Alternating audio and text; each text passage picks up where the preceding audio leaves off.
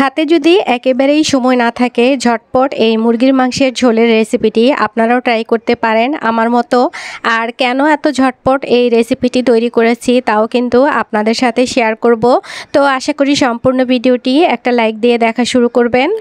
বড় একটা মিক্সিং বলে আমি নিয়েছি 1.5 কেজি পরিমাণে মুরগির মাংস। এটা ব্রয়লার চিকেন নিয়েছি আর রেগুলার সাইজের করে কেটে নিয়েছি। এরপর দিয়ে দিচ্ছি 300 গ্রাম পরিমাণে আলু কিউব করে কেটে নিয়েছি। রসুন বাটা দিয়ে দিচ্ছি 3 টেবিল চামচ, আদা বাটা দিয়ে দিচ্ছি 2 টেবিল চামচ, হলুদের গুঁড়া দিয়ে দিচ্ছি 1 টেবিল চামচ আর মরিচের গুঁড়া দিয়ে দিচ্ছি 2 টেবিল চামচ, ধনিয়া গুঁড়া দিয়েছি 1 চা চামচ, লবণ দিয়েছি টেস্ট অনুযায়ী আর সয়াবিন তেল দিয়ে দিচ্ছি 3 টেবিল চামচের মতো। এরপরে আমি হাত দিয়ে খুব ভালো করে সবগুলো মশলা আলু আর মাংসের সাথে মাখিয়ে নিচ্ছি। মাখিয়ে নিয়ে আমি 10 মিনিটের জন্য ম্যারিনেট করে রেখে দিব। এরপর আপনাদের সাথে শেয়ার করতেছি যে কেন এত ঝটপট এই রেসিপিটি তৈরি করতে হলো।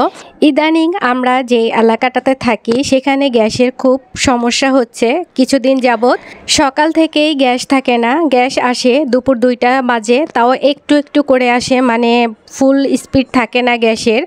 তো কি আর করা, ঝটপট করে রান্না করতে হয় বাসার জন্য। মানে তখন আমাদের কিন্তু একটা তাড়াহুড়া লেগে যায় যে কোনটা রেখে কোনটা রান্না করব, ভাত রান্না করব, ডাল রান্না করব না তরকারি রান্না করব। তো সব কিছু আগে থেকে রেডি করে রাখি আর কখন গ্যাস আসবে সেই অপেক্ষায় থাকি। তো গ্যাস একটু একটু করে আসতে শুরু করেছে। আমি একটা প্যানে সয়াবিন তেল দিয়ে আধা কাপ পরিমাণে পেঁয়াজ কুচি ভেজে নিয়েছি। তো দেখেন আধা ঘন্টা যাবত তেল দেওয়ার পর আমি পেঁয়াজ কুচি দিয়ে ভাজতেছি। ভাজা তো হচ্ছেই না, কালারও হচ্ছে না।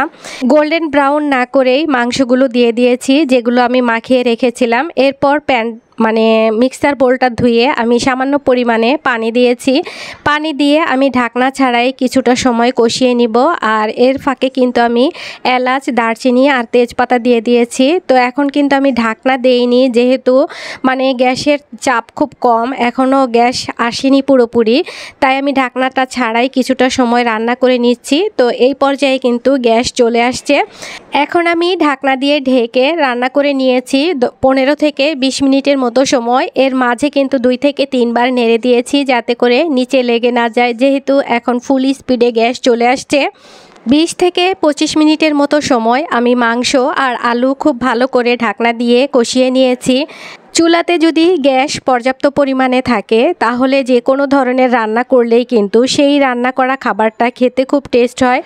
গতকাল চুলাতে তেমন গ্যাস ছিল না, সেই গ্যাসে আমি পানি ফুটিয়ে নিয়েছি। ফুটিয়ে নিয়ে ভাত রান্না করেছিলাম, ভাত খেতে একেবারেই টেস্ট হয়নি। তো কি আর করা, এই সমস্যাগুলো যে কতদিন আমাদের ফেস করতে হবে তা আল্লাহই ভালো জানে। এরপর মুরগির মাংসতে আমি দিয়েছি পর্যাপ্ত পরিমাপে ঝোলের পানি। ঝোলের পানি দেওয়ার পর 1 টেবিল চামচ জিরার গুঁড়া দিয়ে আমি রান্না করে নিয়েছি ঢাকনা ছাড়া। আর ঢাকনা ছাড়া রান্না করলে কিন্তু যে উপরে তেলটা ভেসে ওঠে সেটা ভেসে উঠবে। অনেকেই বলেন যে তরকারিটা তেমন কালারফুল হয় না, ঘোলা হয়ে যায়। তো এই ঘোলাটা হবে না। এখানে কিন্তু একটা টিপসও শেয়ার করলাম আপনাদের সাথে। কথা বলতে বলতে রেসিপিটি একেবারে রেডি হয়ে গিয়েছে। তো রেসিপিটি যদি আপনাদের কাছে ভালো লাগে আপনারা একটা লাইক দিয়ে ফ্রেন্ডস ও ফ্যামিলির সাথে শেয়ার করে দিতে পারেন। আজকের মতো এই পর্যন্তই। আল্লাহ হাফেজ।